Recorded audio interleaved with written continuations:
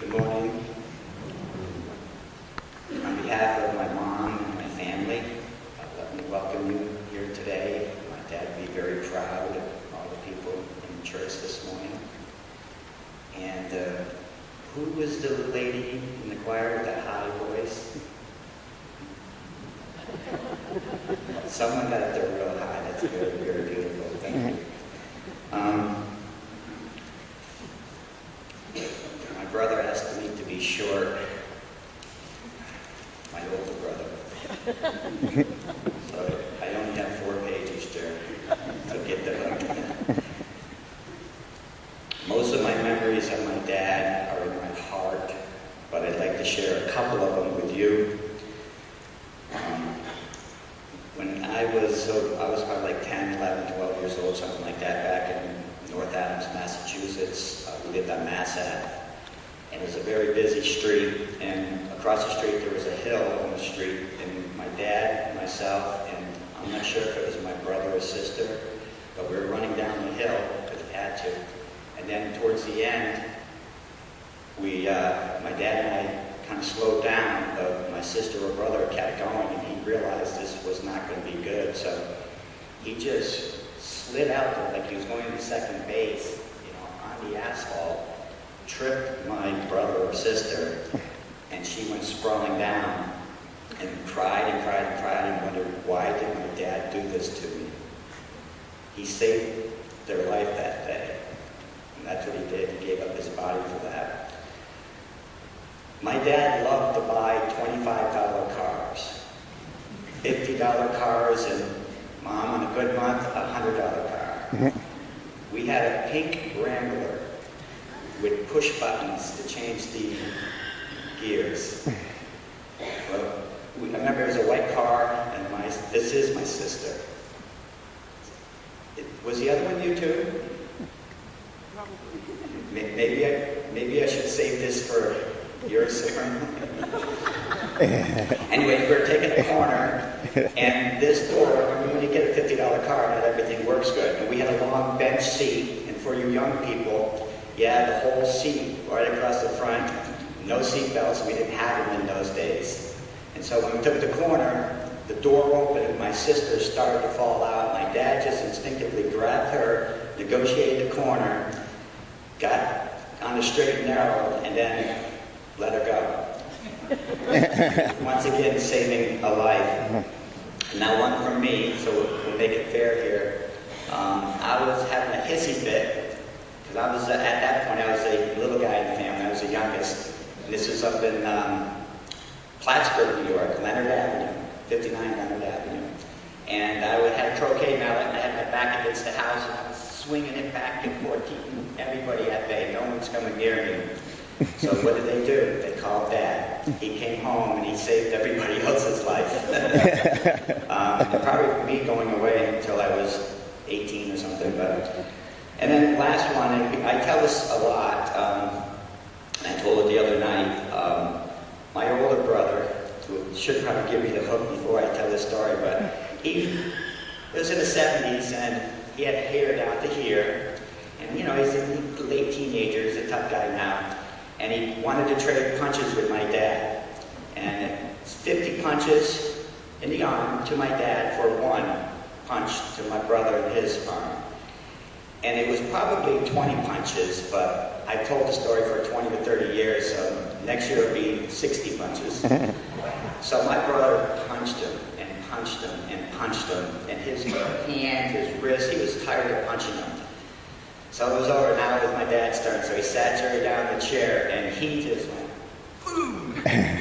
Jerry went across the room, fell down, had more tears than will today, and just stayed there for a while.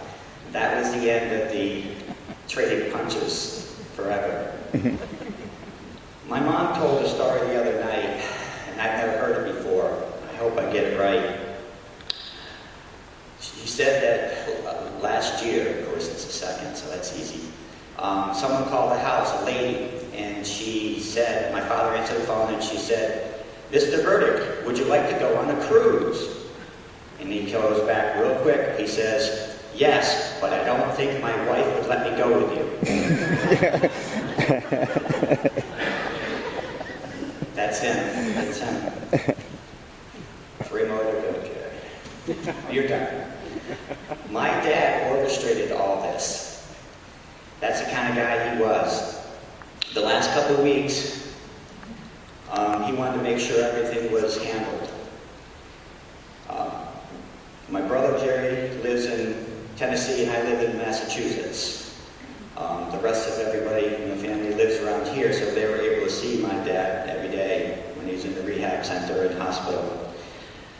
So we kept getting stories back and forth. Is he good? Is he bad? Today, yesterday, what's going on? So Jerry did what he does. He called my dad. And a little bit later on, he called me back and he says, Greg, Dad's fine. I mean, I had a long conversation with him like I normally do. He was up-spirited. Everything's fine, don't worry. I think he's going to be fine. I said, good. Thank you. I said, I'm going to do what I do. I jumped on a plane and flew down here. Now, I don't want to make myself out the hero. It cost me $11.20 because I got points. So it was easy to do. I came down for a couple of days from Christmas Day to the Sunday afterwards, and I was able to come here to church on Sunday morning with my mom. And so I saw my dad. He looked okay at times and not okay, but I got to see my dad. That's what I wanted to do. The next thing is, he kept telling my brothers and my sisters and my mom, who saw him all the time, I'll be here through Christmas, and then you have to let me go. We'll get there. Finances. My dad loved finances. If he was ever a rich man, it would take him forever to account for his money that he spent. Thank God he wasn't. But he wanted to know where every penny went. And everyone was telling me on the phone before I came down, Dad wants to talk finances all the time. He wants it, and we keep saying, no, Dad, don't worry about it, everything's all set. So when he started talking finances to me these last couple of days, I said, okay. I challenged him. I said, let's talk finances. So he goes, oh, okay. So I said, I'll go home, go to the computer, get everything. I'll write it down, I'll bring it back. He goes, no. He goes, I've got it. I said, oh, good, give it to me. He goes, I got it right here. I said, okay. So I challenged him again. Got a piece of paper and a pen. Said, let's go. So I said, income. And he told me the income and where it's coming from and put it down. I said, okay, expenses. And so I'll figure I'll help him out with this. And I said, car loan. That's an easy one. And he goes, $122.09. I said, okay, good. 122. And you hear, 09. He knew every penny, didn't he? Now he had everything covered. So I said, look, I'm going to go home tonight and I'll figure everything out. I'll come back tomorrow and we'll talk about it. So I got back there the next day with Mom. I said to Mom, Dad, and myself, I said, look, we're going to talk about this once. And then we're not going to talk about it again. He goes, okay. So I said to him, I said, look, at the current situation with everything like it is right now, you're going to be fine. Got extra money, don't worry about it. Good. I said, if the worst happens and you pass, Mom will have enough money to stay in the home. So everything was settled. He was happy. I left. This isn't a bucket. The tiki bar has good rum buckets. Stay away. So that night was good. I left that night. The next morning or next afternoon, he died. He was done. He had orchestrated everything. He got everything in line, everything all set, and he passed, knowing it would be okay. He even wrote his own obituary. Teresa, he did. He wrote his own obituary, and it's online, so you can get it, and then a couple of papers. Life's crazy nowadays. I don't know if today we're supposed to celebrate his life or mourn his death. maybe a little bit of both. What I do know is my mom wakes up tomorrow without Dad. So she's going to need you people to help her through the next days, weeks, and months. So please be there for her. And while we're on it, thank you for the food. It's all gone. It didn't last long. Jerry, in closing, my 19-year-old nephew, Dale Burdick, there, Dale, plays for the New York Mets, 19 years old. My dad was very proud of this, is very proud of this. In baseball, they have a closer. I always thought of myself as a decent closer, but my dad was a great closer. So Dale, I'm going to make a call to the bullpen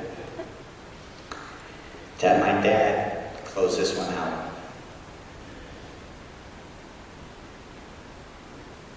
Hopefully he's not busy.